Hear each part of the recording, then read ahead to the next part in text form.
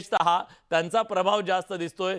जे कट्टरतावादी, भावनिक ह्याला जुन्या खपल्या काढणारे, मी सगळी मांडणी सुरुवातीला केलं, त्यांचं पारडं जरा जास्त जड दिसतंय आणि लोकांचा कल तिकडे दिसतोय। असं का होतंय? तुमचं विश्लेषण काय?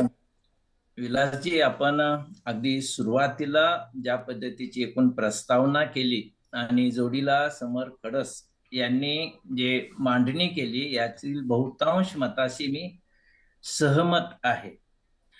सर्वप्रथम तुम्ही ज्या पद्धतीने माझी ओळख करून दिली त्यातून एक निष्पन्न होतं की मी कोणत्याही धर्मवादी राजकारणाचं समर्थन करू शकत नाही।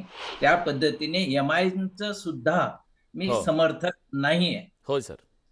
परंतु एमआयएम ज्या पद्धतीने पुढे आलेली आहे हे धर्मनिरपेक्ष, एकात्म आणि लोकशाही मूल्यांसाठी धोकादायक आहेच। पण ही परिस्थिती निर्माण होण्यासाठी जी परिस्थिती निर्माण झालेली आहे त्याचाही विचार केला पाहिजे। दुसरी गोष्ट, एमआयएम ला मतदान ज्यांनी केलेलं आहे ते मुस्लिम बहुल भागामध्ये झालेलं आहे आणि त्याचबरोबर एमआयएमच्या सोबत त्यांचा एक उमेदवार म्हणून दलित उमेदवार सुद्धा निवडून आलेला आहे। अनेक ठिकाणी एमआयएमची अन्य पक्षांसोबत युती सुद्धा झालेली आहे आणि अन्य धर्मवादी राजकीय पक्षांनी एमआयएमचा वापर हा मतांची विभागणी करण्यासाठी, प्रतिस्पर्ध्यांना पाडण्यासाठी केलेली आहे आणि एमआयएमचा उमेदवार निवडून येऊ नये अशीही आंतरिक इच्छा बाळगलेली आहे।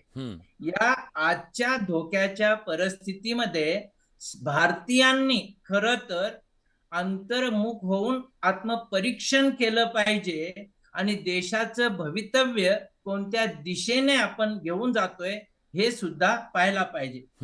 आणि म्हणून हे मजलिसे इत्तेहादुल मुस्लिमीन या पक्षामध्ये जसं मुस्लिम आहे तसं भारतीय जनता पक्षामध्ये किती भारतीय आहे हे सुद्धा आपल्याला तपासलं पाहिजे की जे इतर वेळा आपण करत नाही। एमआयएमचा तर धोका आहेच आहे, पण इतर धर्मवादी पक्षांचा भारतीयांना धोका नाही, ते मागे जात नाहीत, ते प्रतिगामी होत नाहीत असंही आपल्याला म्हणता येत नाही। हा पक्ष निवडणूक आयोगाने मान्यता दिलेला असा हा पक्ष आहे, त्यामुळे त्यांनी आपले उमेदवार उभे करणं आणि राजकीय वर्चस्व वाढवणं हे त्यांच्या दृष्टीने स्वाभाविक आहे। पण जेव्हा आम्ही काँग्रेस मुक्त भारताची भाषा करतो तेव्हा एका बाजूने दाबलेला फुगा दुसऱ्या बाजूने असा फुगून येतो, त्या पद्धतीने हा एमआयएम पुढे आलेला आहे। आता या गोष्टीकडे क्रिया म्हणून पाहायची का एकूण परिस्थितीची प्रतिक्रिया म्हणून याकडे पाहायचं, हा सुद्धा एक महत्वाचा भाग आहे। खूप महत्वाचा मुद्दा तुम्ही मांडला।